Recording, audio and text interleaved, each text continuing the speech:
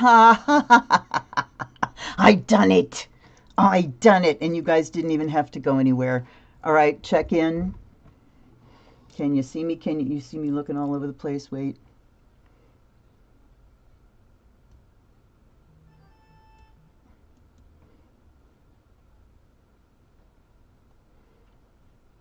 Can you see me? Okay, I think we're good. That was really stupid because and this camera's going to give me some funky stuff. So let's see if we can make it focus. Come on, here's my face. Ah, back to the old shenanigans. Well, I'll be in soft focus tonight. I don't have a problem with that. But I go in through my um, Streamlabs software, and it shows me the one to pick, and I picked the one for today, Readings for the Collective, January, but obviously it was the wrong one. But I'm glad you guys didn't have to go anywhere. So, hey, okay, so let me do this again. Hi, Darcy. Hi, Sam. Hi, Roxanne. Hi, Beck. Oh, my goodness. Hi, sweetheart. Beck. Oh my goodness, it's so good to see you guys. Still giving you trouble when you go to post something in chat. You need to be subscribed to this channel, but you are. Yeah, that's messed up. I mean, I said it.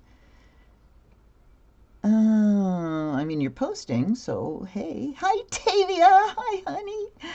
Yay. Why does everybody have little crowns and numbers next to them? That's really weird. Do you guys see that? I guess you must. And hold on. All right, camera, follow me. Follow me back. Follow me back. See my face. Focus on my face. Okay. Okay, LC, hi, baby. Jet Metler, hi. Oh, I'm so glad to see you guys. Dang. All right. So, Happy New Year. Since you didn't hear anything I was saying before, Happy New Year. It is a new calendar year, regardless of the everything. I hope it's a happy one. I send you many blessings. I have been doing, oh, Tavia, oh, baby. Damn it. Wait a minute, let me see here. Give me a second, you guys. Give me a second. I have had nothing to do with this, I'll have you know. I'm looking for a crown. It's going to take me too long to find them in the emojis, but I crown you, Tavia. I crown you, my goddess. Anyway, we had good holidays. We were sick, but not terribly so, except for my daughter. She got it bad. But I want to say, you did have one. Yes, Samantha, you have one. You have a crown. It says number 2.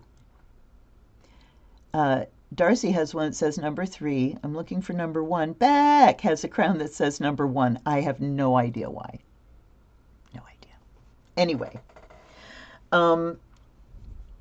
I did not get very sick, and through the holiday, I felt good. Well, except when I was sick, I felt crummy, but functional. I was able to function the whole time and do what I wanted to do, and I didn't have a massive crash. I had one morning where I woke up because I was in a sweat and I realized that my adrenals were tanking, so I adjusted my hydrocortisone and we're good, and I'm over being sick, and I think that the key is my therapy light. I didn't do it last year for some damn reason, and I never felt like I needed it. Clearly I did. But this year I started my therapy light, and I mean, I did it 2 mornings in a row, and then that day, 2 different people commented to me, "You're just glowing, you're radiant, you have excellent energy." One of them was Samantha. "You just have this radiant energy about you." I said, "It's my therapy light." I could feel it when I did it. I could feel my brain going, you know, it's like an antidepressant. So I've been doing my therapy light and my morning readings like I usually do, and but I'm also doing white Tara, chant practice. I do a mala of white tara while I'm doing my therapy light, and I have a little puppet. I might have showed you her before. This is, I call her Little Lisa. She is a doll. They were called Little Kittles that were out like in the 60s. And I don't think she came in a locket. I think she just came in a thing. But that's the one that I had when I was very tiny. So when I found her again, like a year or so ago, I took her little outfit off, I washed it, I cleaned her, I washed her, I combed her hair, and I dedicated her as little me. So she is my little puppet. And while I'm doing my Tara chant and my therapy light, I am raking little puppet. And along with that, everyone that I care about, which includes all of you. So you have been getting Reiki and blessings and prayers every single morning. And I think those two things have just helped me really raise my baseline this year. And, you know, knock wood, it continues and it's repeatable, you know, because we know how this goes. So yeah, we've been feeling okay. Like I said, except for the rest of my family, they really got sick. And hi, Arena. Hello. Oh, thank you, darling. Um, just ping me bow to us three goofs. Yes, yes. And yes, you are all queens. I don't know. I don't know what you did, darling, but that's what YouTube is deciding. So, you know, it's okay. We all know better. We all know that we're all queens here. So, anyway, I'm really glad that you're here. And today, I've started, you know, cleaning little things. And today, my whole area got cleaned. And from yesterday, I was going, you know what? I really feel like doing a live stream. So one of the things I've really been working on is, as my daughter talks about, falling in love, re-falling in love with your purpose. Oh, hi, Sierra. Hi, honey. Welcome. Um, and so, you know, I'd been thinking, oh, you know, shoot, something. It's like, no, I really want to do a live. I really want to get back in that saddle, and I'm making absolutely no promises or even suggestions about anything that's going to happen going forward because it'll be what it is. Yes, it will. So I'm just really glad. And here we are. Let's get rolling here before I talk about nothing for much longer. Okay, do our little ritual. I've refilled my little thing. I have a new piece of scritchy on the bottom. So settle yourselves in, grab some sage if you have it, or something that smells wonderful. That match did not want to go out. And I offer you this sacred smoke.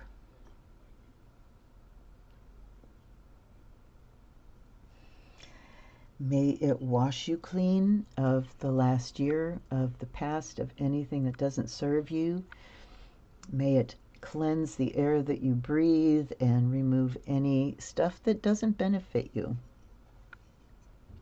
By air and fire, may you be purified and charged. So mote it be.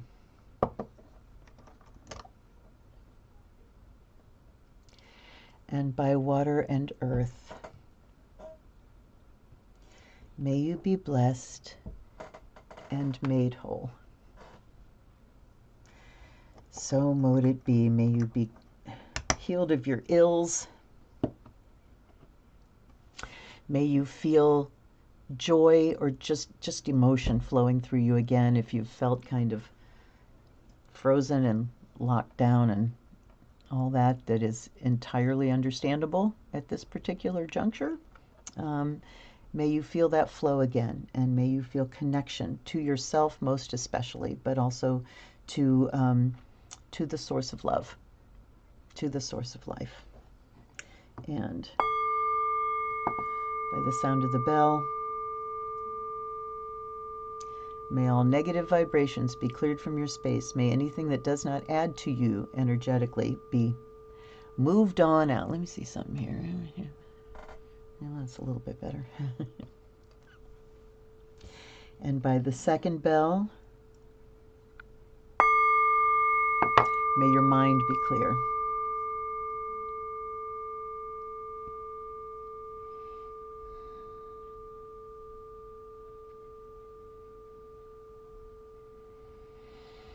Leave behind anything that you don't need in this space, any thoughts. Just stop talking. Just stop talking up here, if you can. And by the third bell, let's bring our focus to this place. Let the outside world fall away. Anything that is not this time in this space can just go away until we're ready for it again.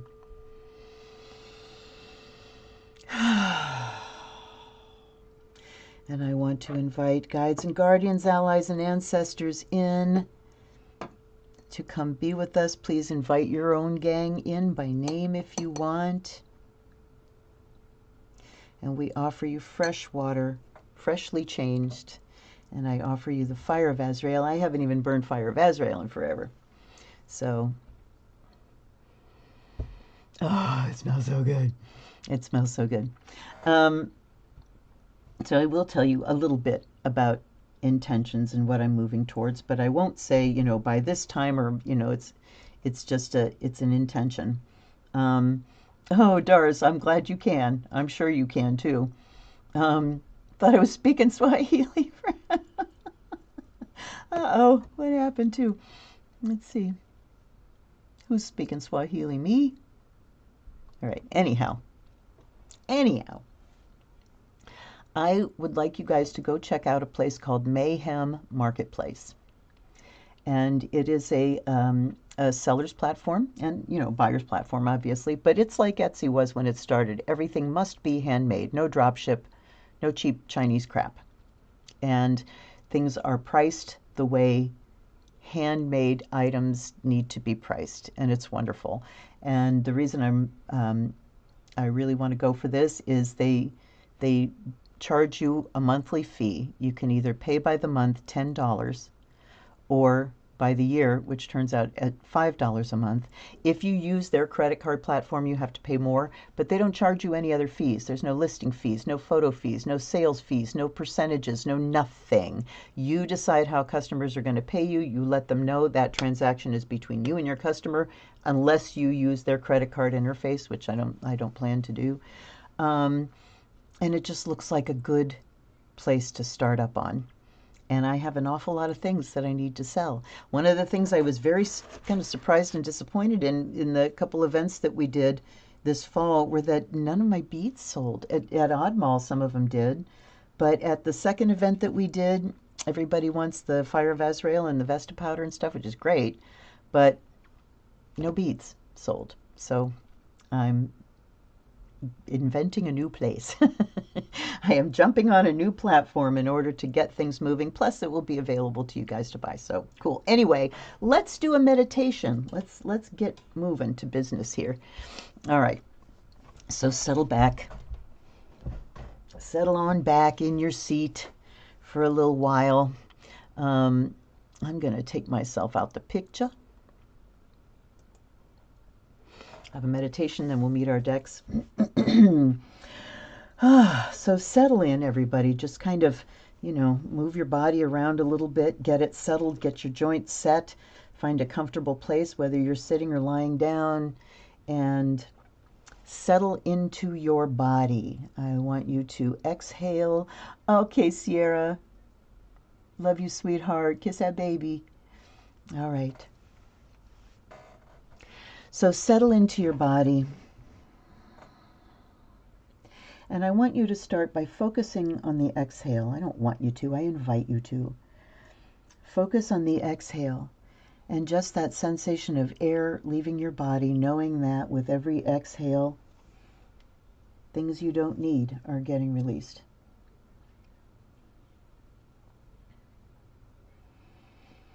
With each exhale, know that you're releasing tension, you're releasing stress, fatigue, anger, frustration, depression, sadness, desperation, that feeling like you're just about to go mad. Let it all flow out on the out breath, and each time you exhale, feel your body relaxing a little bit more. Your muscles just softening, so soft.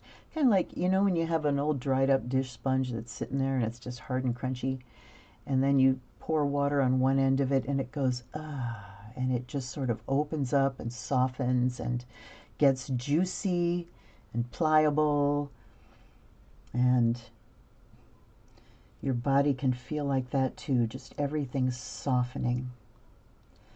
And make sure that you let your heart soften as well. We have been wrapping our hearts in armor, and for this time, in the safety of your own sacred space, I invite you to unlock that cage and let your heart open and soften to whatever is there. If there's sadness or grief there, don't try to will it away. Just let it flow. We're talking about flow here. And the best way to deal with emotional energy is to let it flow. And then while you're there, let that process, those processes happen at the base of your spine, right at your root chakra, the perineum, the gateway of life. Let that energy center begin to vibrate and swirl and spiral as an energy root from your physical system drops down into the earth. And let it drop down. It doesn't matter how cold and frozen the ground is, the energy goes down. It's attracted to the heat at the center of the earth, and just let that heat pull down this root of energy and feel the embrace of the earth. We're moving towards Imbolg when things begin to soften. Amazing how quickly after the darkest time of the year this starts to happen. And then you let that root just kind of come to rest by itself, and it begins to attract earth energy. That warm energy in turn is attracted to your energy system, to your gravity body, and begins to move up the root. And just see it as alive and vibrant as it is at the peak of summer, crackling and sparkling, golden and green and full of life. And watch it swirl up that root, and notice when it touches your physical system and begins to flow into your body, rushing down your legs. Feel your thighs get warm and your knees soften.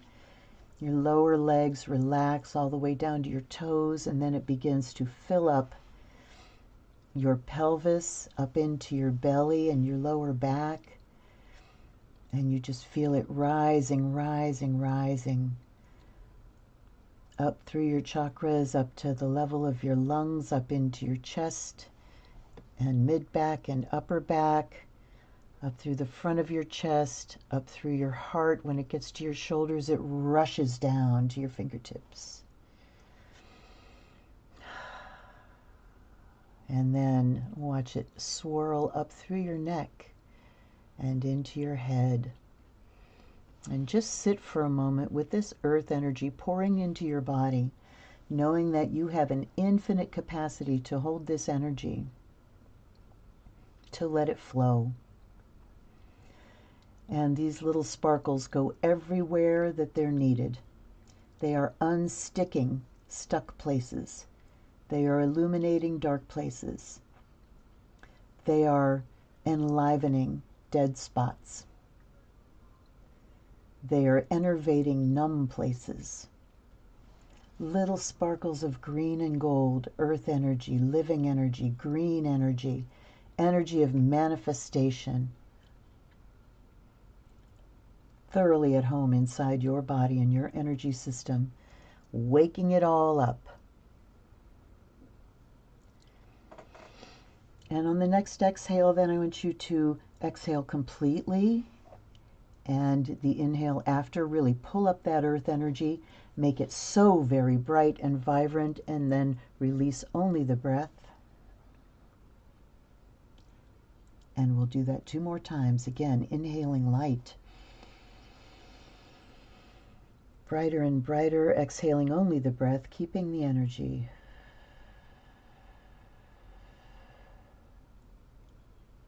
And one last time, turn it up all the way to 11. Almost more than you can hold, and breathe it out your crown chakra. Light rushing out the crown of your head and arcing around you on all sides. Cascading down in a sphere, in an egg, in this beautiful enclosure of living light, earth energy. All around you, completely enfolding you. And it comes down and touches the ground, sinks down a foot or so, hugs that root and flows back into the earth. And now you are part of this circuit and you can just feel it rushing through. The outside of the sphere has no thin spots, no holes. Perfect earth energy, in perfect flow, in perfect communion with your own energy system, which actually is this earth energy system. You can't be separate.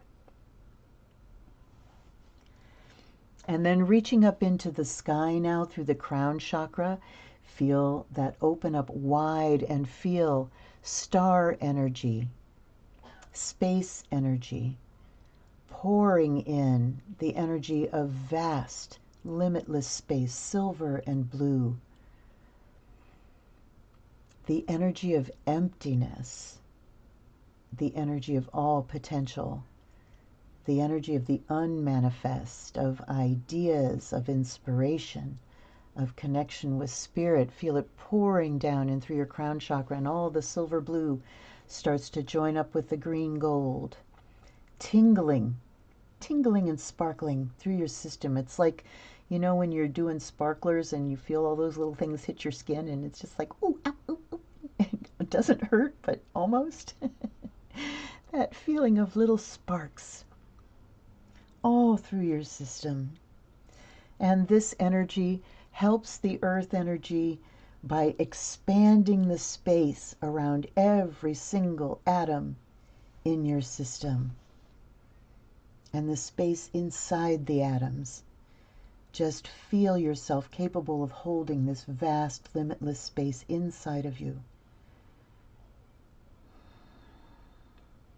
This gives limitless energy for things to flow through your system, for healing to flow through, for love, abundance, health, positivity, empowerment to flow through. So much space. And just feel it rushing through your system, and the sky energy falls down to the level of your root chakra. And it might need a little push, but it can go down into the earth until it joins the edge of your sphere, and then it comes up around the outside and back up into space. Feel yourself perfectly held between Mother and Father, between earth and sky, between God and Goddess. Feel yourself held in love and in perfection. Remember that it may not be a perfect circle, but it is a perfect whatever it is.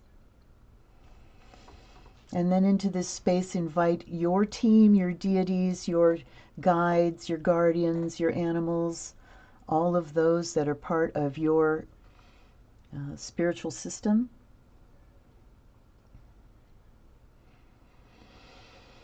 And on the next inhale, take a nice deep breath, and on the exhale, we are going to push the outer layer of this sphere out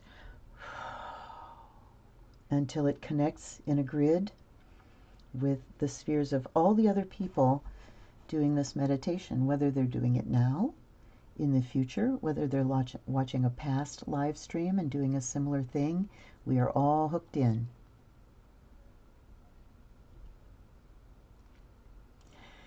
And meet this space and this connection with gratitude. I am grateful for all of you that showed up here tonight. We're going to get to some readings. Come on back to the room and the space. Plug into your left brain a little bit so we can communicate, and let's do some readings. Let's look at our decks, huh? And I just found out on my Streamlabs that there's a new free feature where I can stream on 2 platforms at the same time. So I think I'm going to be doing some Facebook stuff. That might be fun. Okay, so I gave very little thought to decks tonight. It was just like, oh, you, oh, you, oh, you. Okay, so, now empty is empty. Empty's empty. That's why they use the word. We have first the Sacred Hags Oracle, Visionary Guidance for Dreamers, Witches, and Wild Hearts by Danielle Dulski and Janine Hausman. Wonderful deck, and this is in honor of our of the goddess of this time of year, the crone. And here's something that's pretty cool, is we always talk about, you know, the virgin birth and everything, the, you know, our appropriated holidays. But the thing that's amazing about the solstice, when the goddess gives birth, is it's not a little young virgin. Who's the goddess of this time of year? The crone giving birth. Think about that for a while. That's fun. Okay. Yay! You feel better now? Me too. Me too, Doris. I'm telling you. Our second deck is the Osho Zen. This is by Mahadeva Padma. And I actually am using 2 of her decks tonight. I didn't realize that until I just said it. But hey, it's good. And then this, if you don't know what this deck is, you've been living under a rock, because this is Light Seers Tarot by Chris Ann. I think this deck is probably going to go down as like one of the major contributions of this particular time in Tarot. Then we have, this is the other Mahadeva Padma deck with the coins. We have the Tao Oracle to take an omen for the year. And I like doing, you can just choose a card, but I really like doing the coins, which means I need a, oh, I have a pen. Okay, good. Make sure I have a pen for that. Then we have, oops, the Goddess Oracle, Amy Sophia Marashinsky and Hrana Yanto, and this is another amazing goddess deck. And then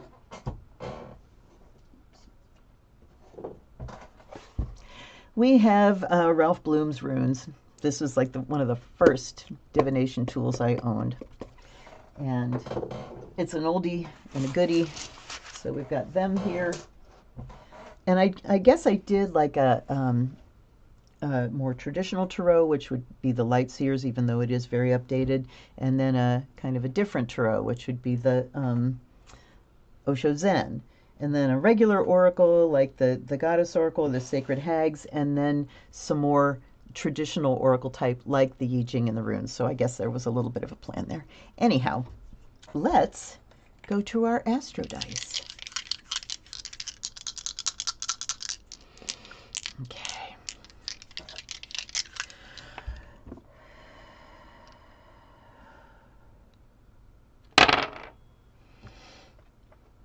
All right. We have Uranus. Oh, how interesting. Uranus in Libra in the 9th house. Oh my God. If this isn't global joining together of people for a new way, for revolutionary purposes, a revolution in justice and balance, and the 9th house is global. Damn, do I even need to explain this? Tavy, I know you'll check in with something, but my God. Hi, Vero. Hi, baby. It's good to see you. I'm calling you guys like I raised you, like I suckled you on my own teat. But hi, Vero PJ. I wish I could quit messing with my hair, but I can't. All right, so Uranus is the energy of change. It is the energy of update. It is humanity. It's humanitarianism. It is technology in service of humanity. And Libra is everything in balance and in social context, ruled by Venus. Uranus ruled by Venus first asks, what good is this going to do? How is this going to help people? Venus ruling Libra immediately asks, how will this make things better in a fair way? Technology, change, revolution, how will this make it better for the greatest number of people, for humanity as a whole, across borders globally? Wow. So we're looking at good, thanks, Steve. We're looking at new ideas, new inventions. One of the things that I'm doing, and it's becoming a habit now, is anytime I Google something, I type -AI after it. That's all you have to do, -AI, and it will take AI out of the picture, and you get a regular search. So that one small thing, if enough people are doing it, is going to start saying, we don't want this. We don't want this. Okay. All right, let's get the tiny die. There it is. There it is. See who's up first here. Number 6. The runes are coming up first. Okay. This will be interesting because I don't read the runes on a regular basis. I use them early on, but I don't. It's not one that I reach for like ever. So ASMR.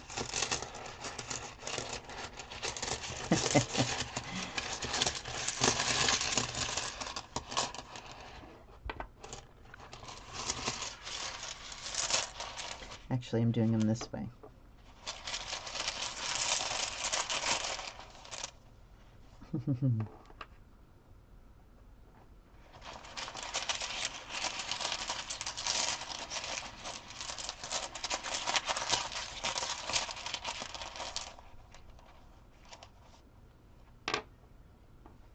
Okay. See what we got here.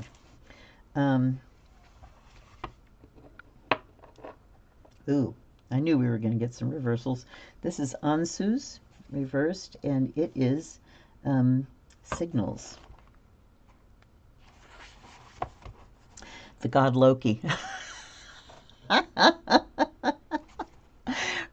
on. Okay. Yeah. I mean, keynote here is receiving messages, signals, gifts. I can't tell you how many times I've met people that have a dog that they're like, oh, he's so bad. He's just so bad. It's so bad. It's like, what's his name? Loki.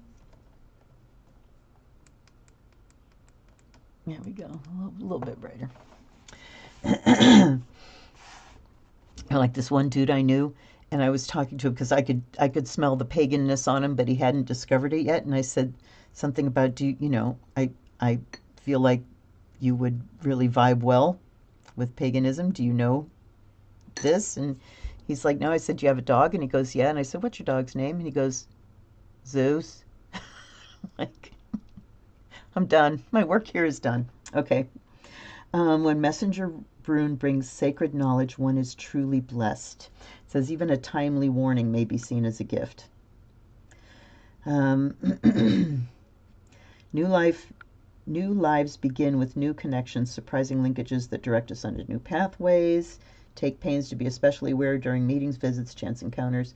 Loki's the ancient trickster. He is the Heoka, mocking shadow of the creator god. So this is, it literally says, when you draw this, expect the unexpected. That's Uranus energy. Loki and Uranus are buds. They're brothers. Reversed, you may well be concerned over what appears to be a failed communication, lack of clarity or awareness either in your past or present. You feel inhibited from accepting what's offered, sense of futility, wasted motion. If the well is clogged, this is the moment for cleaning out the old. Ansu's reversed is saying, consider the uses of adversity. So what is the use of adversity? It makes things change. Things don't change when everything's nice. The hugest surges forward in technology, in medicine, in everything really, come in times of war and strife and disaster, because we have to figure out what to do next. right? So when chaos happens, the adversity can have a purpose to it. It says it's the first of the 13 runes that make up the cycle of initiation. Holy crap, okay. Runes that focus directly upon the mechanism of self-change and as such addresses your need to integrate unconscious motive with conscious intent. Unconscious motive with conscious intent. Unconscious motive, in order to make that work with conscious intent, you got to know what's in there, right? You got to be very well versed in your story, your trauma story. And what motivates you. And this is where you get a chart done, damn it. Hold on. Okay. So it says, the divine is at hand. It's a signal to explore the depths, the foundations, experience the inexhaustible wellspring of the divine in your nature. All right. Now we have Tewaz, which is warrior.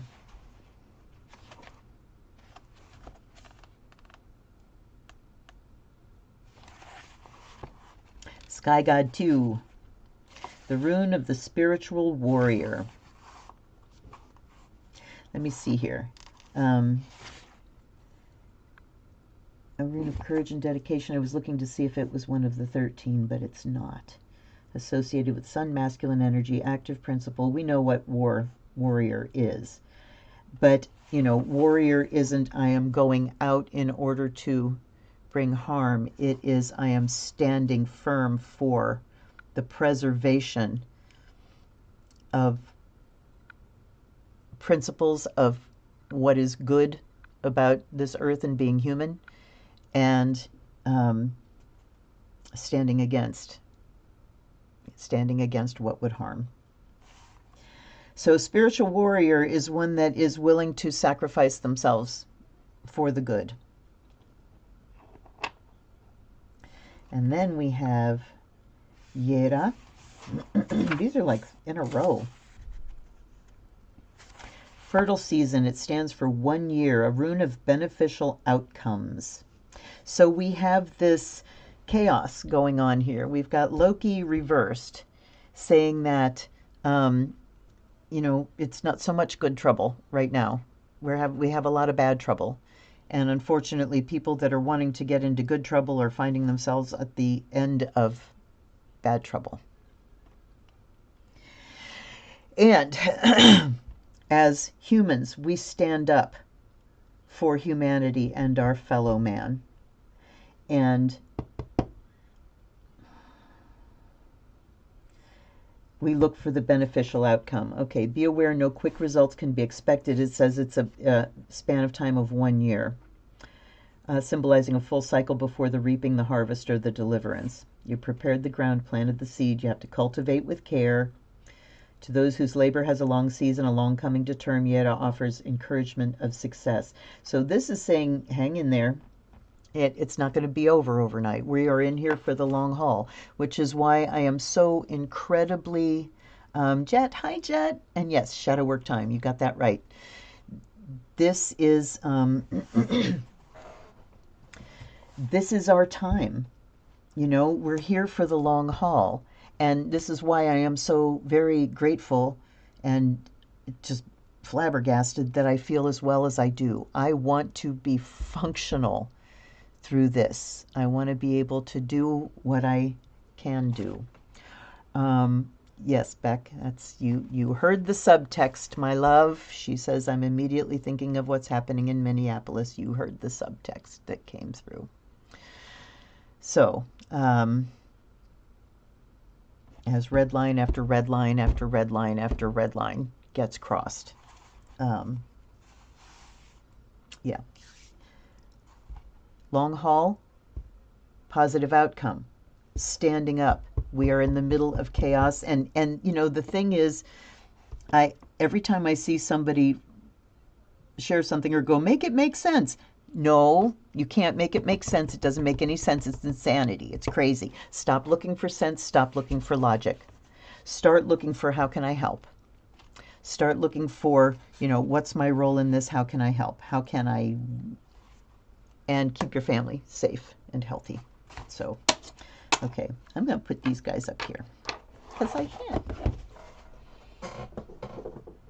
And now let's see who's up next. Well, we're off swinging, huh? And we're going to go backwards down the line, I guess, because next one is Goddess Oracle. I don't know that I'll have to do any looking up with this. And I don't remember how this deck shuffles. We're about to find out.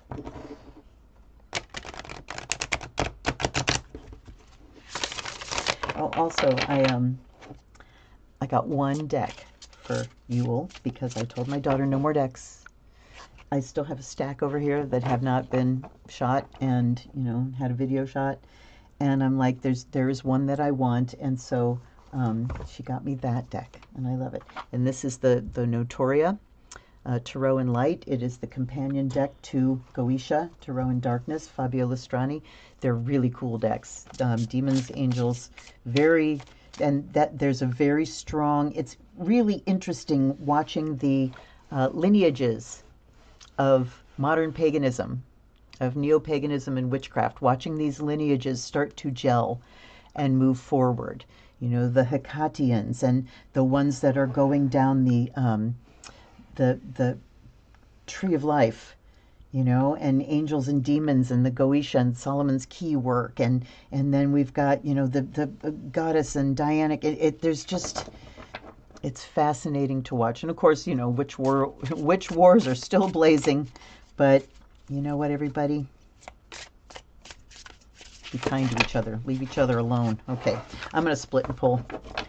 Now, yes, we do live in Bizarro world, for sure. Okay. Intuition knows how to move through chaos. Yes, it does. Okay. And you know, when things are chaotic out there, that's why it's really important to get your own, your routine, your structure together, your habits, your something, you know, so that they're as positive as they can be and that they really support you through chaos. All right.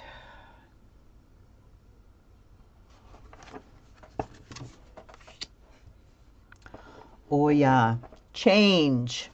I don't know if I want to do, well, I'll do 6. We'll just go complete. Here we go.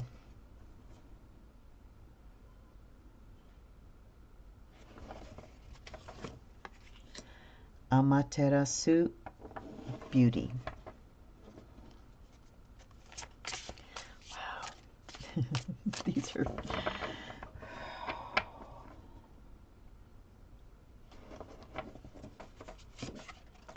Maeve, responsibility.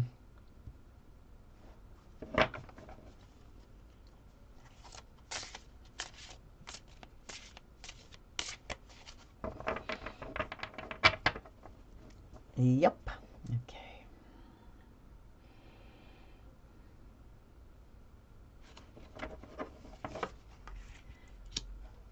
Easter. Growth. So we're looking towards spring already, and you know, that's what Imbolc is doing, is really looking towards the spring. I watched I don't remember the name of the channel, but I watched a documentary that this guy did on Imbolc. And it was really interesting, talking about, you know, the fact that we can't find any historical Saint Bridget, and she's probably just 100% appropriation of breed. And also that nobody really knows where the name comes from, that it's can mean in the belly. It can also mean ewe's milk. And you think this time of year, yes, they're waiting for the lambing to happen. And, you know, way back when we didn't have all this artificial external context, and it was hand to earth, you know, hand to earth, hand to mouth. You didn't have to reach for spiritual meanings of things. Oh, we're getting ready for all the lambs to be born. The ewes are starting to drip some milk because their lambs are about to be born. It always happens at this time of year, you know? So, and when you're living in a culture where wool is incredibly important, those sheep are important. And we have Eurynomy, ecstasy. Hell yes. One of my favorite words.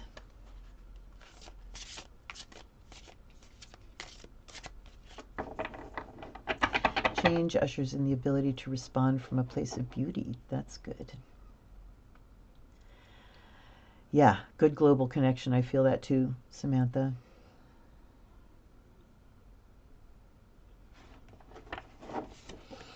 And at the end, oh, we have Aphrodite, love.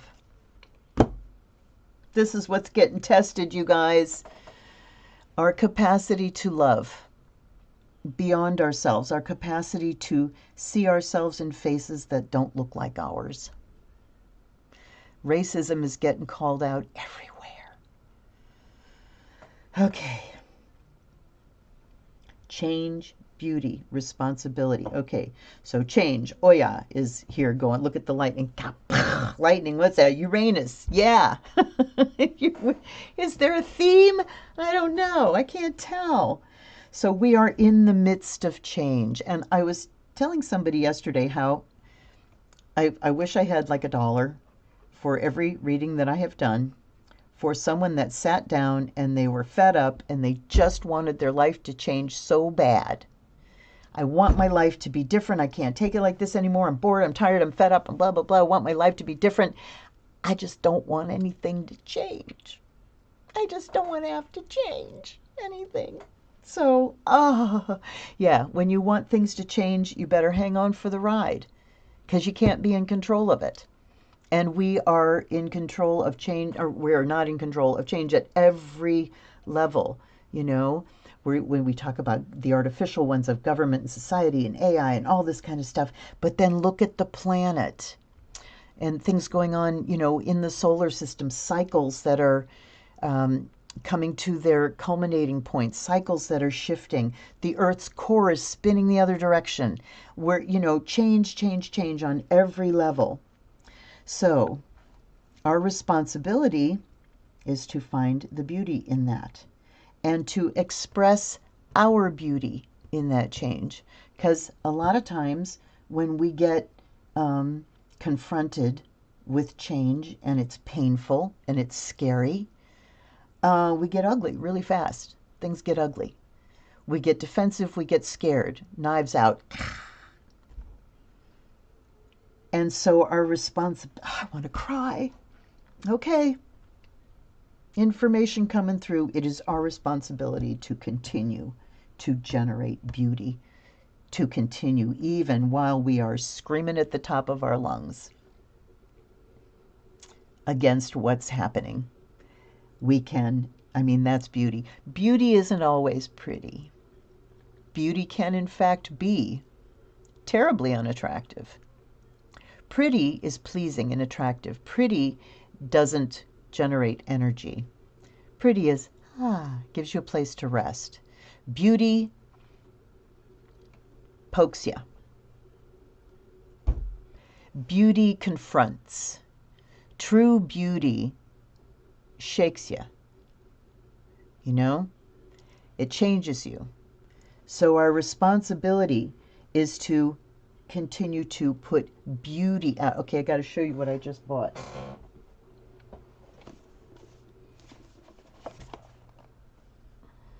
Do you see these? Maus. Graphic novels. A couple days ago, I watched a documentary, I believe it was on YouTube, on this author, Art Spiegelman, and the Pulitzer that he won for this series. And it was something else. And I said, we need those in our house now, and I need to read them because they are him sitting down with his father, Jews who went through the Holocaust and ended up in the U.S. and he never, really heard from his father, but sitting down near the end of his father's life to say, tell me your story, and putting it into this graphic novel of being over there at the height of that change and chaos. So that's what I'm going to be reading in the next couple of days. the banned books list of certain groups. Yes, I'm sure it is. I am sure it is, Samantha. So, and as soon as I put those under the camera, I went, uh-oh, I hope, So, um, anyhow, it is our responsibility to channel beauty, to channel our inner beauty in a way that is congruent with our beliefs and our soul and everything else. Anyway, then we come down from that to growth and ecstasy. These times that push us through the Play-Doh fun factory of life, they change us. And if we have our eye on beauty and who we truly are, they're going to change us in a way that deepens us and expands us, not in a way that makes us shut down through trauma. Now, you might be cycling through these things where you got to shut down from trauma for a little bit and take care of yourself. And that is, yeah, I'm 100% behind you there. But these times can push us through growth. And one of the keys here is making sure that you stay connected to your capacity for ecstasy. What is ecstasy? Ecstasy is getting lost. When you lose yourself, when you lose the small self, your ego, the small identity, when it gets lost in beauty, when it gets lost in just this active beauty. I want to read Eurynomy here. I mean, I'll probably go through and read a little bit, but maybe not. They're talking. I love this deck because it has little poems. When I awakened and arose out of swirling, seething chaos. That's where Eurynomy came. Okay.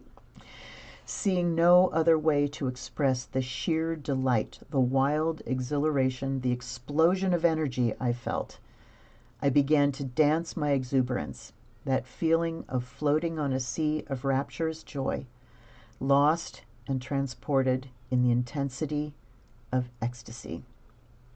Ecstasy is intense. Ecstasy confronts. Ecstasy rocks you. Ecstasy is what I experienced at the total solar eclipse. That was an ecstasy of, and it shook me to tears. I mean, shook me hard. I'm actually still kind of playing out that initiatory process that started nearly 2 years ago. So ecstasy, let me see what else they say here. Time for ecstasy. Ecstasy is here for you in all its fullness, exuberance, and rapture. How can you give yourself ecstasy, that deeply nourishing, intensely joyful place? One of the things that ecstasy does too is it nails you to the spot. Ecstasy, there can be no other time or place or awareness of other outside little things when you are in that state of ecstasy. It just falls away. Our one way is by healing the wounded parts of yourself. Your wounded parts take up emotional space within you. Yeah, once healed, the space they previously occupied becomes available for ecstasy. I'm thinking now about a Buffy episode. Am I got any Buffy heads out there? Buffy the Vampire Slayer, if you don't know what I'm talking about, you have been in a cave for far too long. But there's an episode, is it Passions? It's the episode, spoiler, where Angelus kills Jenny. And Angelus is lurking to watch people answering the phone and getting the news of things and watching there. And he's like, there's a voiceover of him talking. And he talks about the ecstasy of grief. Ecstasy doesn't necessarily mean happy. It means a wash of emotion that just washes everything else away, nails you to the spot, and you're just, I am here. When my sister's husband passed unexpectedly and we went up, and it was full moon, and we went out on her porch and we're standing and we're looking at the moon. And I said, boy, these times just the bullshit really falls away. And that's kind of a definition of ecstasy, is when all the bullshit falls away and you are fully in the rawness of life. And it can also be an incredible expression of joy like unedited. Ecstasy is what we did at Mother Drum every single frickin' month. Every single month. I am able to go there myself. I'm able to lead people there. And boy, I had women that were ready to go there. Oh, yes, that's the best. Once More with Feeling, the musical episode of Buffy. Absolutely. So we've got this ecstasy and allowing ourselves to access this capacity through these times of change. It's our responsibility to keep that energy flowing through the system. There's one thing, but that also can help us on the path, stay on the path of growth and help us keep from shutting down. And then, of course, we're going to go to Aphrodite.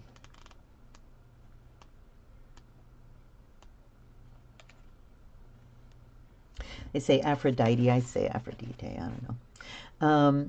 Is here with her dance of love, dancing ecstasy, inviting you to luxuriate, bask, and revel in love for yourself. Do you spend the day without thinking or saying how much you love yourself? Do you do little things for yourself? See, this is what my little puppet is for. When I give her Reiki in the morning, and I pet her hair, and I smooth it, and I stroke her face, and I kiss her, and I love her. So make yourself a puppet, and if you have a toy from when you were a kid and you love that toy, it's very easy to just convert that and dedicate it to you. Whether you can, pop the toy's head off or stuff something in it or something to make it magical. Do your magic. You know how to do it. But yeah, if you can't directly love here, give it an extra step so you can get there.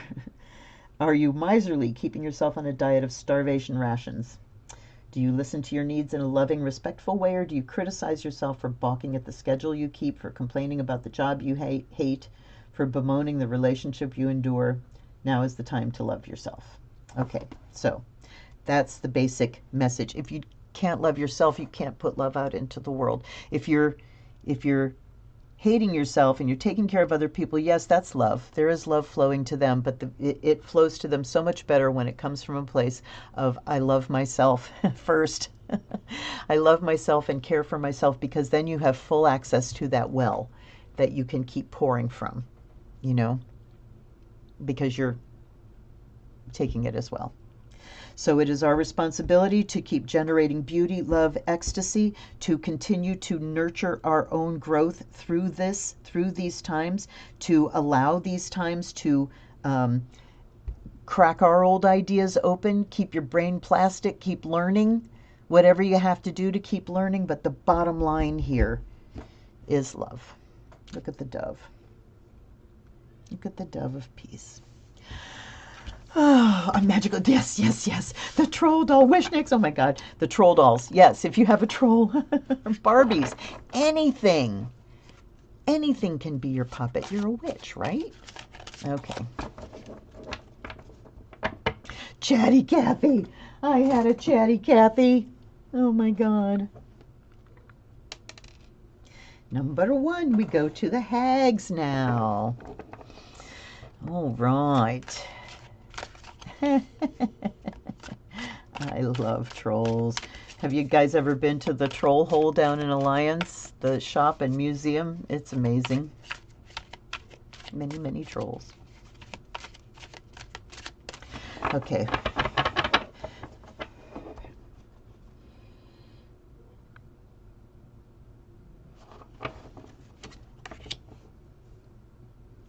We have the Season of Wild Delights.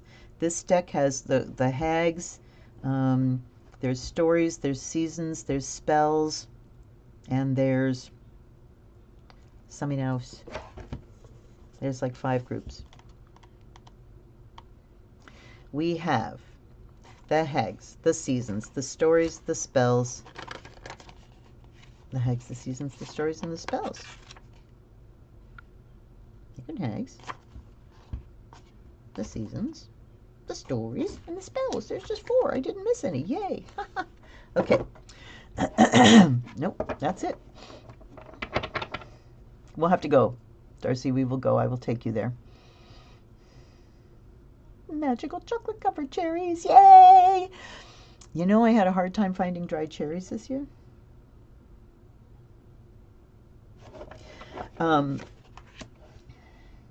Anyway, Songs of the Seal Women.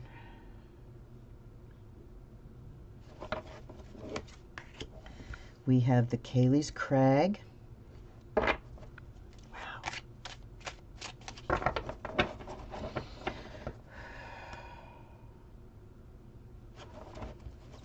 And these, yes, I will be looking up. Dance of the Rebel Heathens. I love this one. I don't think I've ever drawn that card. The Flame Tender's Temple. Keep that flame burning.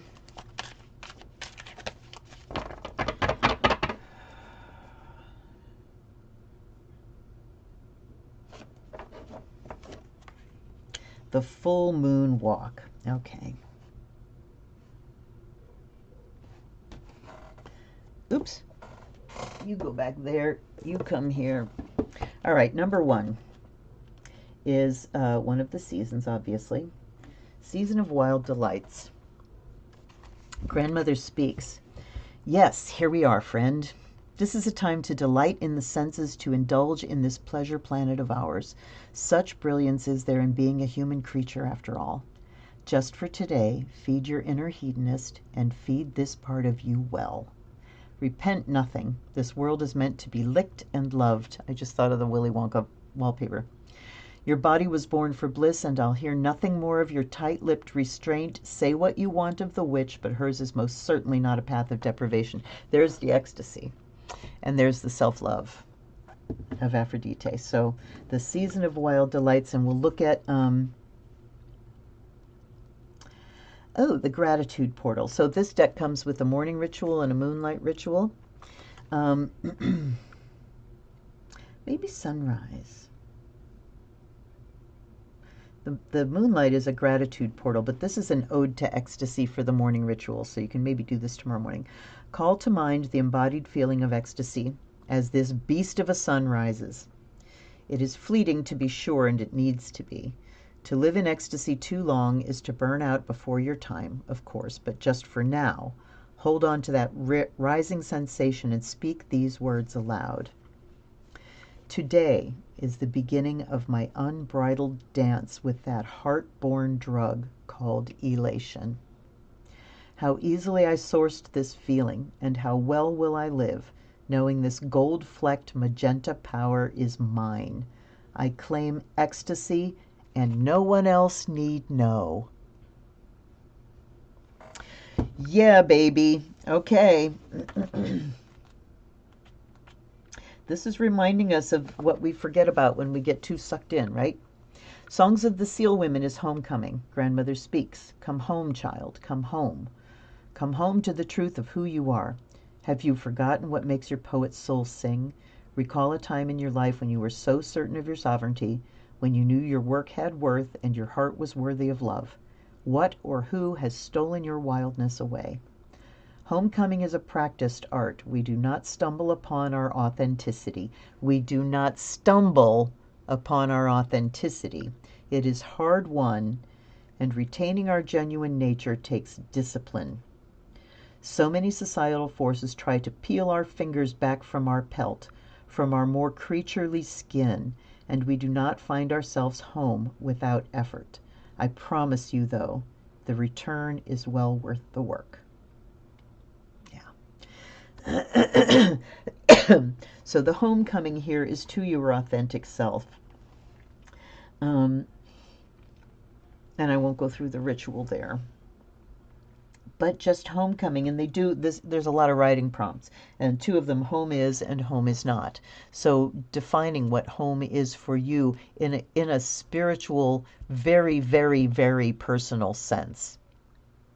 This home, not, house or where I used to live or whatever. Okay, now we have the Cayley's Crag. She is one of the stories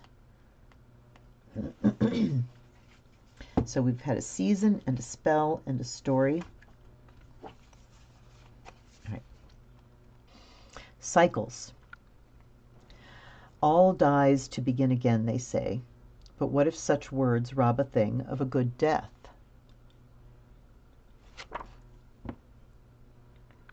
Okay. Mind blown.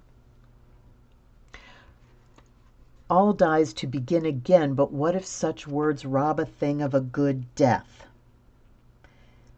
Sometimes things need to stay dead a while, or forever, or just we need to rest in the death of the thing. What if our over-attention to the coming birth denies us our good grief over a thing's loss? And what if the falling apart has its own magic? The moon spends just as much time waning as it does waxing after all. We must embrace the whole of the cycle equally if we are to truly honor the spiral dance of time. That old Celtic hag called Cailleach hardens into a crag at Imbolc, the cross-quarter day between the winter solstice and spring equinox. And yes, she shall rise again at the first harvest, but for half the year she remains rock. She is stone. She is not waiting for flesh. She simply is. The stories of our becoming are not all about new beginnings and eternally swelling growth, and no true transformation occurs without a great shedding. I love this deck. Okay. Let me see here.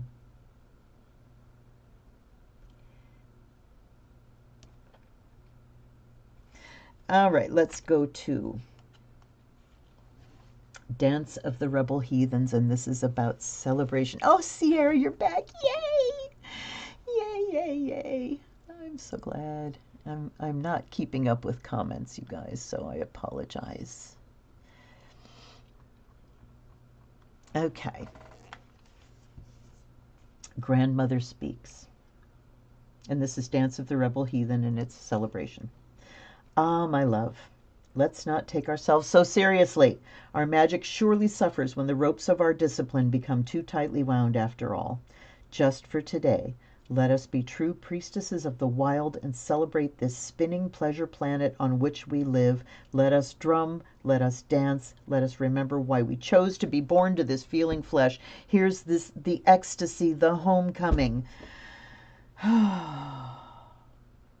And you know, you can dance ecstasy in grief as well. This is it's getting easier and easier sitting in this chair tonight. The Flame Tender's Temple is over here, and this is one of the stories as well. And this one is Long Vision. So here we had that. The one thing I don't like about this deck is that they don't have the key phrase or key word on each thing. They have their title, and so it causes me to look things up because I don't have them memorized. But I'm going to go back for a second. So Indulgence, Homecoming, Cycles, Celebration. Indulgence, Homecoming, and Cycles. Okay. Celebration and Long Vision. Grandmother Speaks. Witches have long vision. Witches know that great things take time to cook, and the most epic spells take time to come to fruition. What was this again? A long period. Good outcomes, but a long period of becoming. Witches see themselves as part of a long line of wise ones with their most ancient ancestors and loving descendants as part of their story. We are but a single breath in the wild myth that is our soul family. Oh, I love that. We're but a single breath in the wild myth that is our soul family. We are so small and yet so extraordinary. We must tend the flames for this damaged miracle we call a planet. We must tend the flames in the name of dying art, and soon to be reborn grace? Consider this. Why did your grandmothers light candles and speak prayers for that they themselves did not? Okay. For prayers for that which they them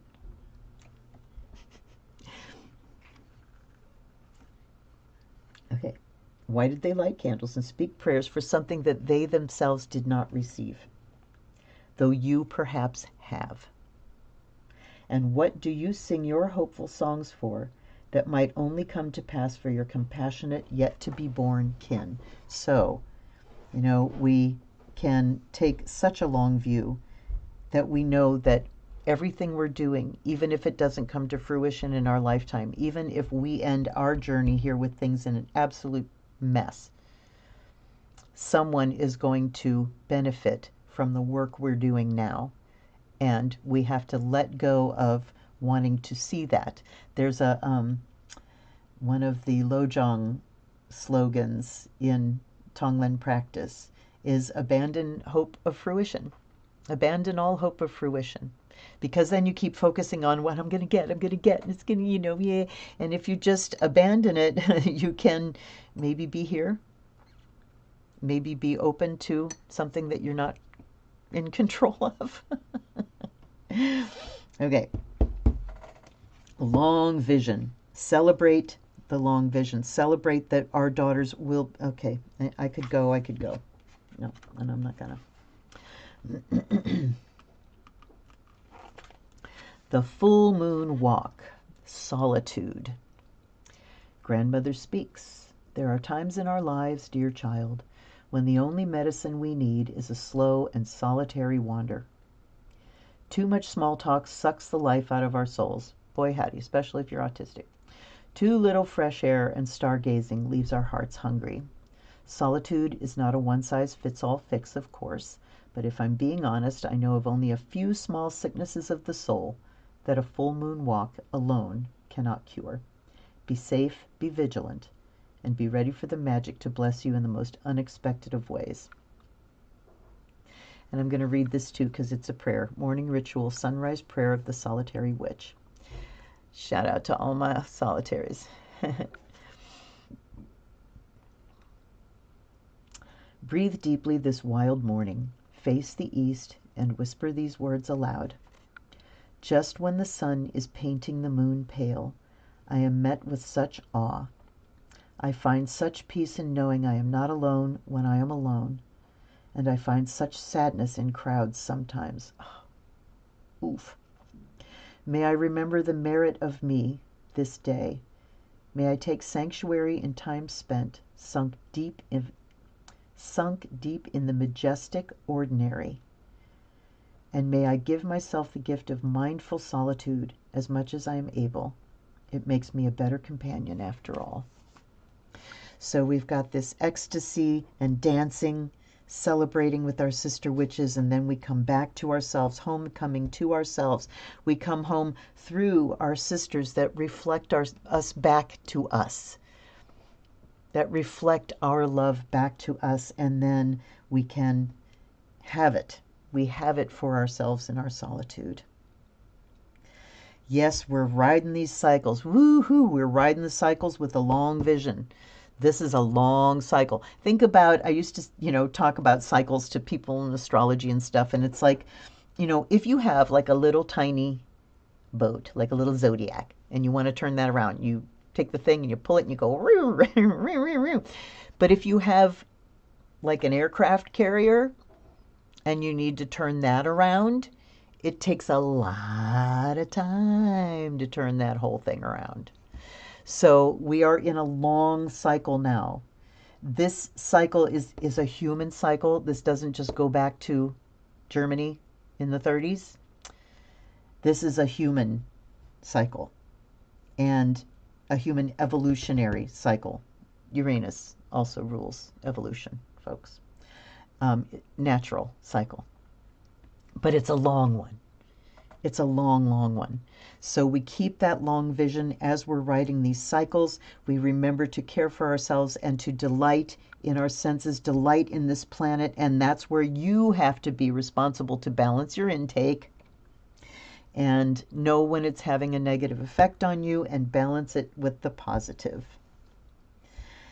Yeah. Okay, thank you, my beautiful hags. Wow. The writing in that deck is absolutely spectacular, as you can tell. Okay. Baby Joe! Baby Joe, hi! Hi, hi, hi. Happy New Year, my dear. Oh, yeah. Good. Yay. I mean, stick with us till the end and then go back and rewatch, because I'm glad you're here. All right. Where are we at now? We've got just 3 more to go. 2 more. 3. What? 3. Okay. 5. We've already done that one. 2. Osho Zen. Thank the goddess for Buddhism. You're welcome, Samantha, my love. Good. Yeah, I mean, they are ready to talk. They missed me too. I think the stream itself has missed me. All right, let me do a few shuffles here.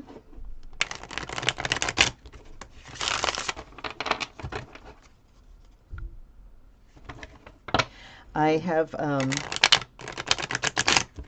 really been working with Lenormand a lot, and I just bought myself some really good micro suede fabric that I'm going to make a cloth with all the houses so I can start really working with the Grand Tableau.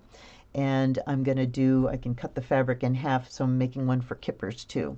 So that's going to be fun. Okay. Yeah, Osho Zen. Well, here we go. Here we go.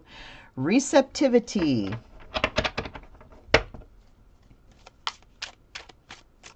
This is one of the quartz of water, obviously. I think it's water. Yeah, clouds are air. All right, I am going to split and pull.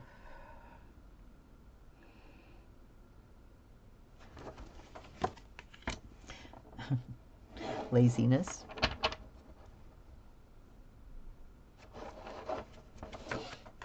Success.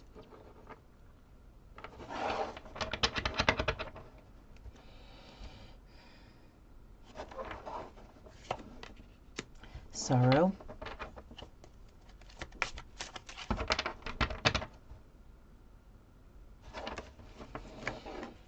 Change.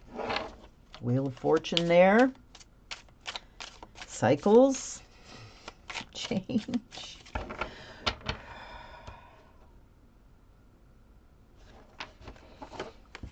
Maturity. Wow. Okay. So yes, we'll be going to the book, but I forget which way the things go for the quartz. Okay. We've got trust. Okay, mastery of emotion, receptivity. Okay, playfulness is, that's fire. Page. Okay, king of water, that's healing. So this is the queen of water, receptivity, which I figured it was, but I always forget which way the things go. And I shouldn't, because that's a feminine triangle. It's the knight and the page. All right, knight goes in, page goes in. All right, whatever.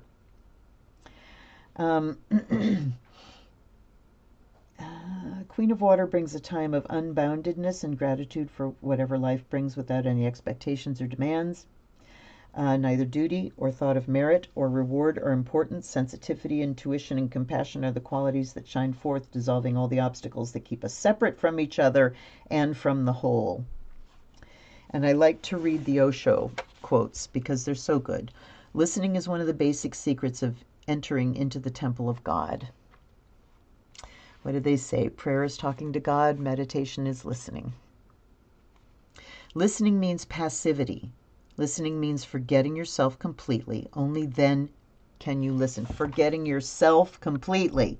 Not thinking about, how do I think about this? What do I want to reply? When's he going to stop talking? Right. When you listen attentively to somebody, you forget yourself. If you cannot forget yourself, you never listen. If you're too self-conscious about yourself, you simply pretend that you're listening. You don't listen. You may nod your head, you may sometimes say yes and no, but you're not listening. When you listen, you become just a passage, a passivity, a receptivity, a womb. You become feminine. And to arrive, one has to become feminine. You cannot reach God as aggressive invaders, conquerors. You can reach God only, or it will be better to say God can reach you only when you are receptive, a feminine receptivity. Male is this. Feminine is this. Arms opening. When you become yin, a receptivity, the door is open and you wait. Listening is the art for becoming passive. Passive isn't a negative thing. Passive doesn't equate with victim. Okay, now we have 9 of water, and her keyword for this is laziness. When you are lazy, so think about this gentleman clearly thinks he's got it made. He sits in his big overstuffed chair wearing his sunglasses, his umbrellas, pink slipper. He's thinking of nothing but himself.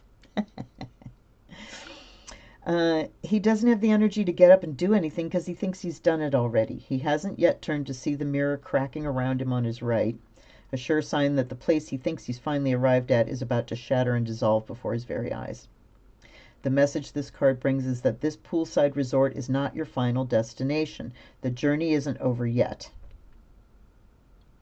Your complacency might have arisen from a real sense of achievement, but now it's time to move on. So that's that kind of happiness that makes you settle into complacency. It's not ecstasy. That's the opposite of ecstasy. Ecstasy moves you. Satisfaction is complacency. Everything's okay. I don't need to do anything. Nothing's bothering me, you know. When you are lazy, it is a negative taste. You simply feel that you have no energy. You simply feel dull. You simply feel sleepy. You simply feel dead. When you are in a state of non-doing, then you are full of energy. It is a very positive state, a state of non-doing, being. You have full energy overflowing. You are radiant, bubbling, vibrating. You are not sleepy. You are perfectly aware. You are not dead. You are tremendously alive. There's a possibility the mind can deceive you. It can rationalize laziness as non-doing. It can say, I have become a Zen master, or I believe in Tao, but you are not deceiving anybody else. You'll be deceiving only yourself, so be alert. So it's saying that we don't want our pleasure and satisfaction, which, you know, other decks have said, don't forget pleasure. This world is lickable and likable, you know? And so we don't want that to settle back even more passive into laziness. We need the dynamic non-doing of, you know, Zen, that kind of empty, the emptiness of doing is fully being and receiving the world, not just, you know. Not that laziness is a horrible thing. Every one of us deserves some time to be lazy. So give yourself that too. Okay, then we have success on this side, which is the Six of Wands.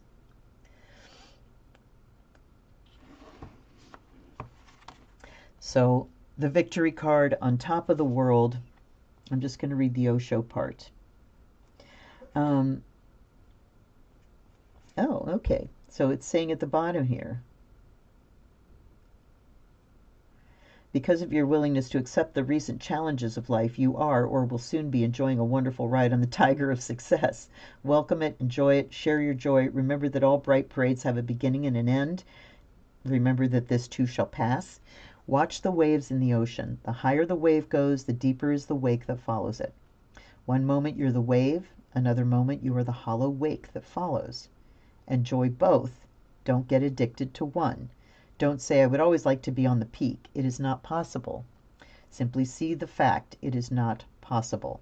It has never happened, and it will never happen. Cycles. Equal time to waxing and waning moon. Equal appreciation of both. It is simply impossible, not in the nature of things. Then what to do? Enjoy the peak while it lasts, and then enjoy the valley when it comes, or at least receive the valley and be there. And what Tonglen practice is about, you can look it up. I think I'd have a couple videos on it. It's about processing whatever feels come up during these things. So if you're coming down into the valley and you're like, oh no, I'm sad and I have to grieve. Okay, what's that feel like? Sit with it, breathe it. Feel it. Enjoy the peak while it lasts and enjoy the valley when it comes. What is wrong with the valley? What is wrong with being low? It is a relaxation. A peak is an excitement, and nobody can exist continuously in an excitement. Okay, not without wearing out anyhow. Now we have the suit of clouds. Nine of Swords here. Nine of Clouds. Sorrow.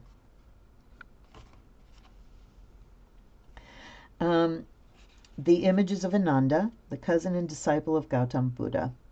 He was at Buddha's side constantly, attending to his every need for 42 years. When Buddha died, the story is told that Ananda was still at his side weeping. The other disciples chastised him for his misunderstanding. Buddha had died absolutely fulfilled. He should be rejoicing. But Ananda said, "You misunderstand. I'm weeping not for him, but for myself, because for all these years I have been constantly at his side, but I have still not attained." Ananda stayed awake for the whole night, meditating deeply and feeling his pain and sorrow. By the morning, it is said, he was enlightened. Times of great sorrow have the potential to be times of great transformation. We've been talking about this whole night. Chaos, the change brings. But in order for transformation to happen, we must go deep, to the very roots of our pain, and experience it as it is, without blame or self-pity. This pain is not to make you sad. Remember, that's where people go on missing. This pain is just to make you more alert, because people become alert only when the arrow goes deep into their heart and wounds them. Otherwise, they don't become alert. I love that word. Thinking about the difference between this and this is alertness. This is just hanging around downtown by myself. I was thinking about myself. You know that song?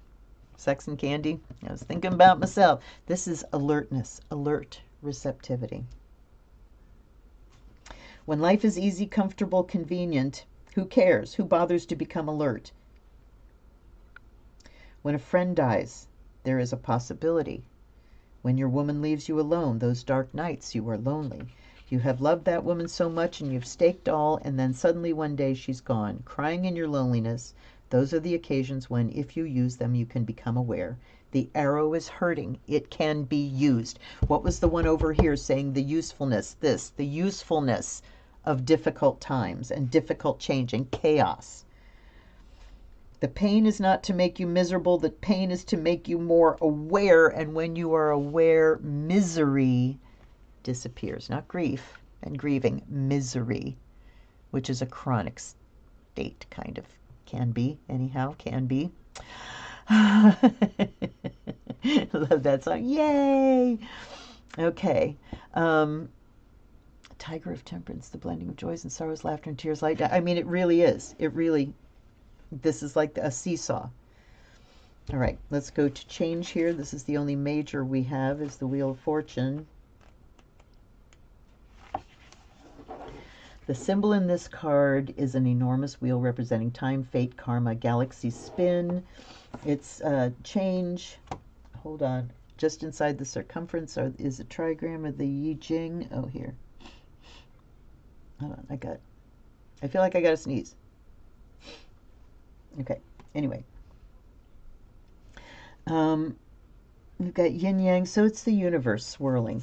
Life repeats itself mindlessly. Unless you become mindful, it will go on repeating like a wheel. That's why Buddhists call it the wheel of life and death, the wheel of time. It moves like a wheel. Birth is followed by death. Death is followed by birth. Love is followed by hate. Hate is followed by love. Success followed by failure. Just see. If you can watch just for a few days, you will see a pattern emerging, a wheel pattern. Cycles. One day, a fine morning, you are feeling so good and so happy, and another day you are so dull, so dead that you start thinking of committing suicide. And just the other day you were so full of life, so blissful that you were feeling thankful to God that you were in a mood of deep gratefulness. And today there's a great complaint, and you don't see the point why one should go on living, and it goes on, but you don't see the pattern. Once you see the pattern, you can get out of it. It's so funny because I have been going to my doctor over the last few years and going, I've been mapping symptoms over a year to look for the patterns. This usually my worst time of year when I look like I've been strained through a sheet. I don't feel like that this year because I was like, okay, what do I have to put in place before that part of the cycle comes to help me get through it better? All right. Now, and the thing with Wheel of Fortune is it good? Is it bad? Yes. It is both and. It is both sides of that wheel, constantly turning.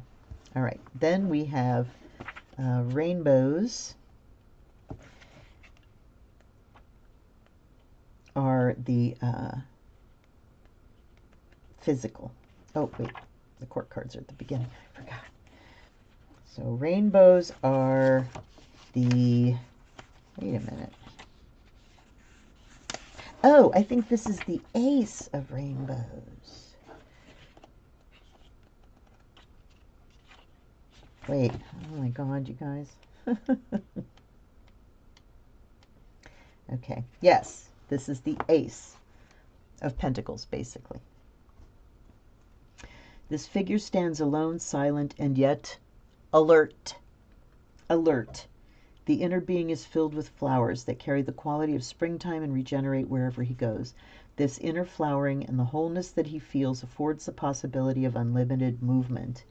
He can move in any direction, within and without, and it makes no difference, as his joy and maturity cannot be diminished by externals. He's come to a time of centeredness and expansiveness. The white glow around the figure is his protection and his light. All of life's experiences have brought him to this time of perfection. When you draw this card, know well this moment carries a gift for hard work well done. Your base is solid now, and success and good fortune are yours, for they're the outcome of what has already been experienced within. I have, in the last 5 months, since the last time I did a live, felt some of the things that I have been practicing for 20-some years now finally gelling. It's been fascinating. So practice pays off. Might take you 25 years to get there, but keep it. Anyway, the distinction between the grasses and the blossoms is the same as between you not knowing that you are a Buddha and the moment you know that you are a Buddha. In fact, there's no way to be otherwise. Buddha is completely blossomed, fully opened. His lotuses, his petals have come to a completion. Certainly, to be full of spring yourself is far more beautiful than the autumn dews falling on the lotus leaves. That is one of the most beautiful things to watch, when autumn dews fall on the lotus leaves and shine in the morning sun like real pearls. But of course, it's a momentary experience. As the sun rises, the autumn dews start evaporating. This temporary beauty cannot be compared, certainly, with an eternal spring in your being. You look back as far as you can, and it has always been there. You look forward as much as you can, and you will be surprised. It is your very being. Wherever you are, it will be there, and the flowers will continue to shower on you. This is spiritual spring. This is a place that when you get there, you can never lose it. It's like the Hotel California. You can check out anytime you like, but you can never leave. You can check out. You can become not alert. You can check out. But once you have the realization, it can never be taken from you. And we end this one with an ace that is in the physical and receptivity here, the body receiving. So we've got success. We have to remember that things are in cycles, and when we have success, we enjoy that, but to also enjoy the troughs and the sorrow and the grief, but not to lose our alertness, not to sink into laziness, and when we are grieving, to be very clear what we are grieving. Ananda wasn't grieving the fact that Buddha was gone. He was grieving the fact that, you know, he wasn't feeling sorry for him. He was feeling bad for himself that I've lost this teacher and I'm not there yet. I'm grieving for myself and what I have lost. The love that now has no place to go. So it goes into practice. So, wow. And then, yeah, I mean, every single thing tonight has talked about the fact that we're in the middle. We're in it. And we're in so many cycles at the same time. We're at the peak of some. We're at the valley of some. We're smack in the middle of some. It's constantly wheels within wheels within wheels. Ezekiel saw a wheel. No. Okay. So we have deck number 3 and 4 to go. That's a 1. That's a 4. Oh, goody. The Yi Jing. Here we go.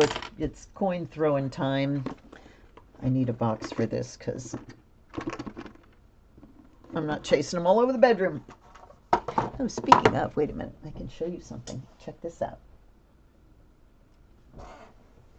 Can you see him, Pyewacket? Hi, Pyewacket.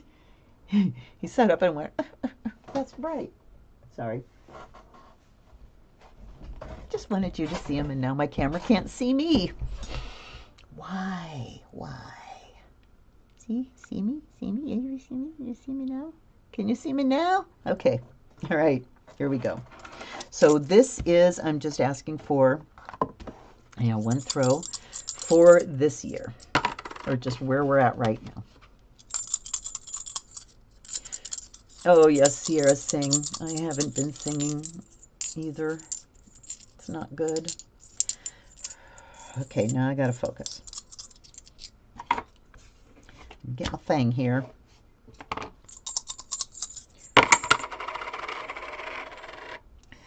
Okay, we have 2, 4, 7. Solid line at the bottom, weak solid line at the bottom, weak yang line. We have 3, 6, and a weak yin line follows that.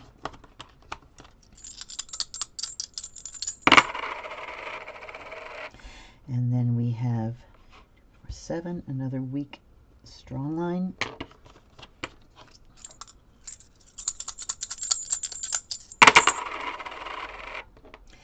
And then we have 2, 4, 7, another weak strong line. They seem to be getting longer every time I draw one. And another weak strong line. So we have no changing lines yet. One more chance. That's interesting.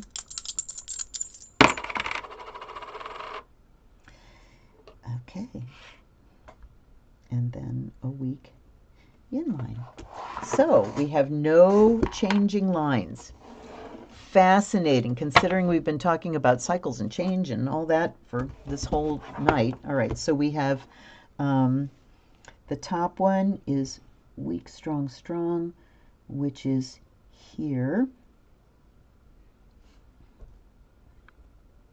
And then the bottom one is strong, weak, strong.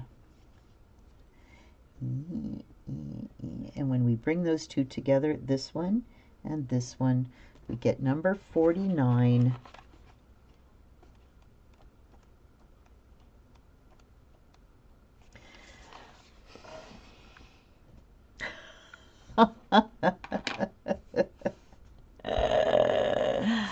Revolution.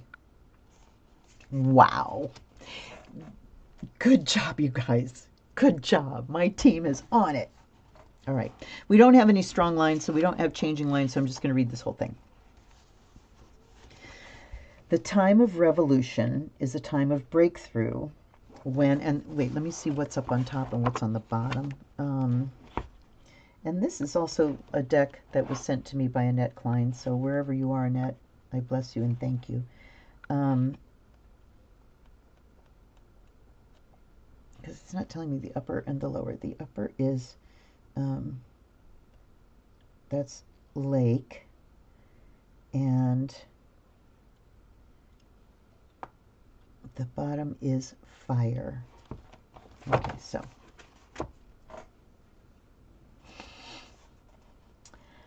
the time of revolution is a time of breakthrough when, often in spite of our own desires, the old drops away and is replaced by the new. No snake ever resists shedding its skin, however uncomfortable the experience may be.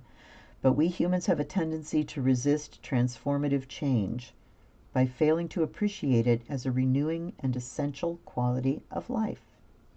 We have a tendency to resist transformative change. I want my whole life to be different. I just don't want to change anything.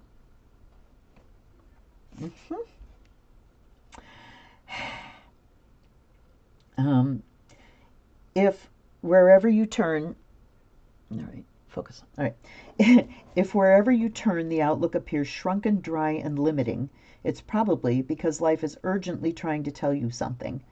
It's obviously that you wouldn't consider walking in the shoes you wore as a child. It's obvious that you wouldn't consider walking in the shoes you wore as a child because the pain would be excruciating and drastically limit your movement. But on the more subtle psychological level, we all tend to overlook the warning signs when a change is overdue. Remembering the discomfort of those tight little shoes will enable you to gain some insight into the real choices you are facing now. The most important choice is whether you go willingly with the strong transforming current that is active now, or whether you expend energy resisting it and go down kicking and screaming. Now, I want to say that the cycle we're in calls for a lot of resistance because of how it's manifesting. You know, when it's manifesting in innocent people being killed and tortured and captured and everything else that's happening. That is what we resist, but we're not resisting change. We know that sweeping change must happen now, so we're not just trying to push back to where we were before. All right, so that's a distinction. Either way, there are going to be big changes. Revolution emphasizes taking a quantum leap, whether you think you're ready or not, and remaining bound to what you've outgrown will become increasingly difficult and restrictive until finally you are brought to a standstill because of it. Growth is not an easy process. It's risky and sometimes frightening and sometimes painful. But with courage and fortitude, we become stronger, more supple, and hopefully more aware. Alert. Releasing your grip on whatever you're clinging to, whether it's an identity, a relationship, a place, or a thing, or control itself, my edit, may seem impossible at first. But once you feel the truth of it all the way to your bones, letting go becomes easier and can even be exhilarating. The taste of the freedom you have when you disengage from habitual behavior patterns will stimulate new behavior and new attitudes. What you once perceived to be a breakdown will begin to look like a breakthrough. This was a conversation I was having today about habits and the difference between a habit and not a habit is something that's gone into the subconscious. The doing of it, the motivating of it is now no longer an aware thing. It's no longer a conscious thing. It's unconscious. That's why it's habit. I just do it. So when you want to change a habit, the first thing you have to do is bring it conscious. And I was back in the 90s working with a guy who heavy smoker and really was trying desperately to quit. And it's like, I don't know how much help I have to give you, but hypnosis was one thing, and he was in the craft. So I said, the first thing is take your cigarettes and put them on your altar. Put them on your altar. I want them to be in a special place. You're going to do special deep work with these. And then the next thing is you are no longer allowed to do anything else when you smoke a cigarette. If you're going to smoke a cigarette, you have to only smoke a cigarette. So you can't be working with one hanging out of your mouth. You can't be on the phone. You can't be taking a shit. You can't be reading a book. You can't be doing anything except smoking the cigarette with every fiber of your being, consciously smoking, aware of the inhale, the exhale. I remember when I used to smoke and suddenly just getting hit with this. I have this tube of paper and dried plant, and I'm going to stick it in my face and set it on fire and suck on it. And it was just like, that's the stupidest thing I've ever heard. But anyway, the whole point is conscious. In mythology, the process of inner revolution is represented by the life, death, and rebirth of the phoenix, a magnificent bird that cyclically rises from the ashes of its previous self. Becoming attuned to the qualities of the phoenix means learning to live without guarantees and to appreciate the ebbing and flowing cycles of life. I was reading something else that was saying, we all love the phoenix imagery and rising from the flames, but we forget that her nest is a fucking bonfire. And it's painful and it hurts, and she's there willingly. Okay.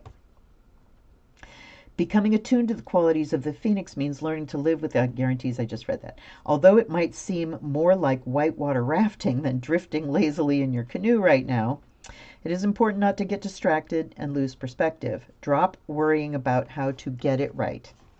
What is needed is trust that the surging current of change will take you to where you really need to be. There's no point in attempting to predict outcomes because the scope of this revolution is far greater than what can be seen at this time. There was that long view card over here. We cannot see the outcome, and we may not see the outcome in our lifetimes, those of us that are in our silverback years. Create as much space as possible in your life now to make room for the new. And I mean literally. Become a witness to the mind's preoccupation with past and future, and consistently return to the present. What is happening is nothing less than a 180-degree turn, a quantum leap. Revolution. It is tremendously empowering as it firmly roots you in the here and now, and your life will take on an altogether different quality once the dust settles. Yow. So, yeah. One of our challenges is to stop talking to ourselves about everything in the past and the future and the past and the future, and get into right now. And for me, it's about being flexible and movable. We have big change coming in the next year, all of us. Whoops, I forgot to put the coins where they go. And who knows what it's going to look like? We can't know. We can't know. So get yourself to a place where you can be as flexible and have as many options as it's possible to have, is what I would say. I don't know why I had to put that one all back in the box, but I did. Anyway, we got one more, and that is, no, we don't. Oh, did we do light seers? You guys, I'm freaking out. No, we haven't had light seers, have we? Have we? No, we haven't. Okay, one more. I was going to say, what the hell?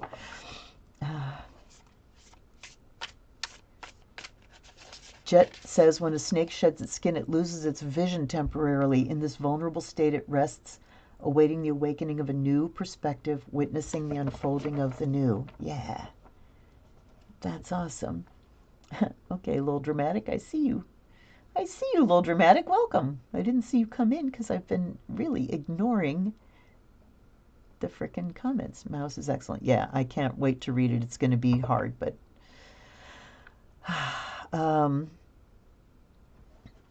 we didn't do light seers yet. Okay, here it is.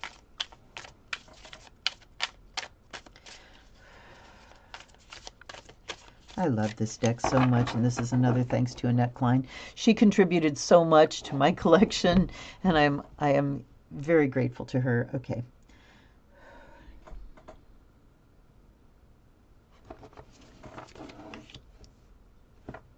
Death, rebirth.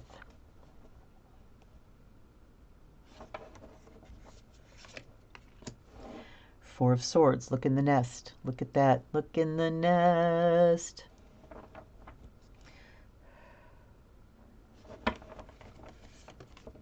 Hierophant. And you fell off too, so we're going to put you there. That's Nine of Cups, that was Nine of Cups in the Osho Zen.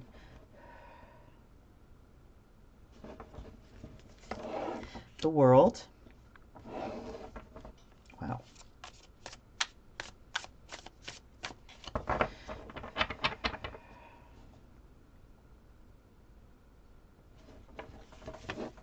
And the star. My heart. So yeah, we're on this wheel. There's the wheel. Death and rebirth.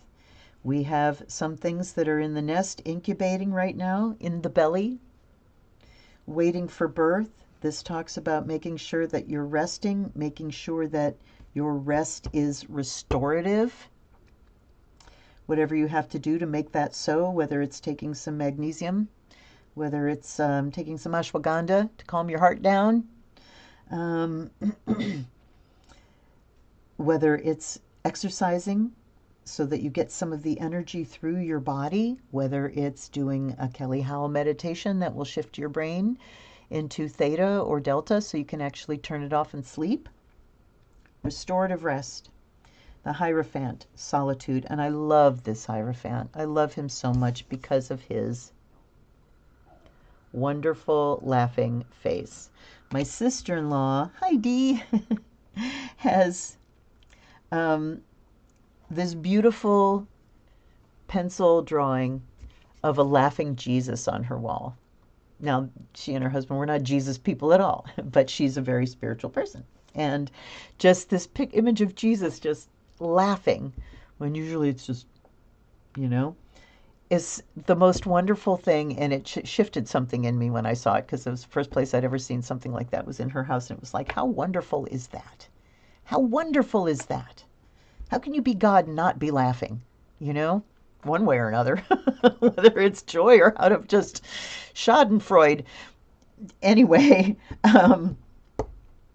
this is talking about these two. These two are really good bookends. This is talking about that deep restorative rest, having that place that nurtures you. But I'm looking at in this nest are big pokey things.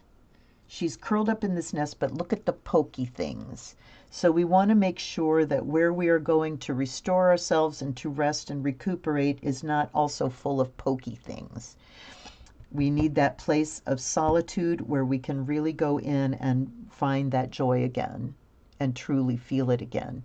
And if you're not feeling it, you're not feeling it, You might be in that part and you have to sort of wait, but remain alert, receptive. All these messages we've been getting. Then we have 9 of Cups here, and look I love the cards in this deck that have women going, wah, and there's a lot of them. And it's interesting when you do a reading and it's like you see these patterns of people just reaching up and wah, great. So 9 of Cups here talks about bursting with joy. Look at this light coming out of the chest here. My joy is overflowing. That's ecstasy. That is ecstasy. And it's not just enjoying the pleasures. We've heard about, making sure that we are engaging in physical pleasure for ourselves to remind us why it's a beautiful place to be. But to kind of nurture our joy to the point where it has no choice but to burst out and flood the entire area with the light. Here's the World card. This is achievement, accomplishment, getting to the end of a cycle. But look at this, death, rebirth. Which cycle is ending? The life cycle or the death cycle? Which one's ending? So this is a reminder, again, that we need to pay attention to, equal attention to both sides of that wheel. And okay, nothing to add to that. And then we go to the star at the bottom, which is hope. I am so glad this is the last card that comes out tonight, because if you don't hang on to hope, all the rest becomes that much harder. That much harder. So hope is a thing, again, that you nurture. I love the lights in these cards. She's just so good with it. So we end with some hope. We end with this is also a reminder over here of looking at maybe what we can bring to completion, things that we've got, if we're talking about wanting to be as flexible and mobile and keeping options open and considering that we don't know what's going to happen. Again, the person with the greatest capacity for change wins, always. So maybe if we've got some things that we've been dithering around with, and maybe it's time that we have talk turkey to ourselves and say, you know what, I'm never going to do that. I had this intention at one time, but I don't really have the interest, and I'm really never going to do that. And then unburden yourself from stuff, the things that you spend a lot of your time caring for that doesn't care for you back. Okay?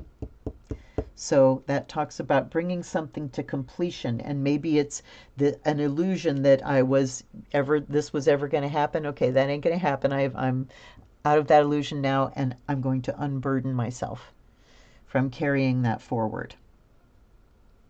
And we bring something to completion, and then we grieve it because it's done. It's like, when you're in a play, if you're the theater kid and you're in a play and you throw so much of yourself in and it's so amazing, and then when it's over, crash, it's grief.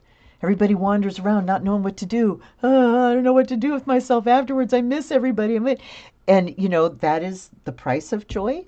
And so you have to be in that for a while before you pick up and rush into the next thing. You enjoy that completion, you revel in that success, that finishing, and then there's a pause. There's a pause before you go on. It's kind of like you can't keep taking in just in-breaths. If an in-breath is good and an out-breath is bad, let's just only take in-breaths. That'll be good. No, you have to breathe out as much as you breathe in, folks. So we end with the star again of connecting to your higher self, your higher purpose, connecting to spirit, connecting to each other, and keeping that little flame of hope kindled in your chest every single day, whatever you have to do. And if you have a day where you can't, that's okay. Be alert and aware of that. Be in it. And praise that too. Okay, that was easy. That was easy. All right. Now, yes, indeed, I'm going to take it. I'll go back later and, Sarah's going to get a shower. Go, Mama, go. I'll go back and read comments because I just totally forgot to keep up with them this time, but that's okay. So let's come back together here and get yourself settled. Let's close our meditation. So come on, settle back down into your body and see that grid, feel that grid that we're all connected to, and send that big heart burst of love out into the sphere that's around you and that outer layer of that sphere that's connected to everybody else. Just flood the grid with joy, with love, with ecstasy, with alertness, with presence, with healing, with reaching out to each other and being receptive to each other.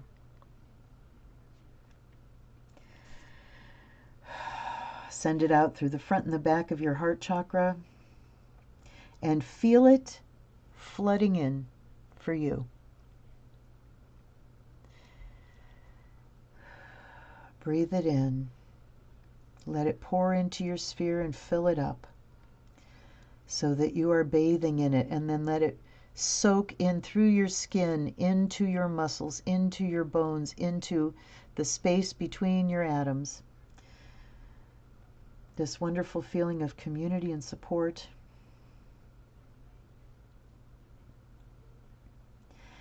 With great gratitude now, exhale all the way. Deep inhale. And on the exhale, push that outer layer out. Let it blast out, dissolve into space, scattering and showering all this wonderful energy wherever it is needed. Let it go. And coming back now to your own physical space, your own energetic body and physical body. Giving gratitude to your guides and guardians, to your allies and ancestors, giving gratitude to all of you for being here tonight, for being those kind of friends that just pick up where we left off.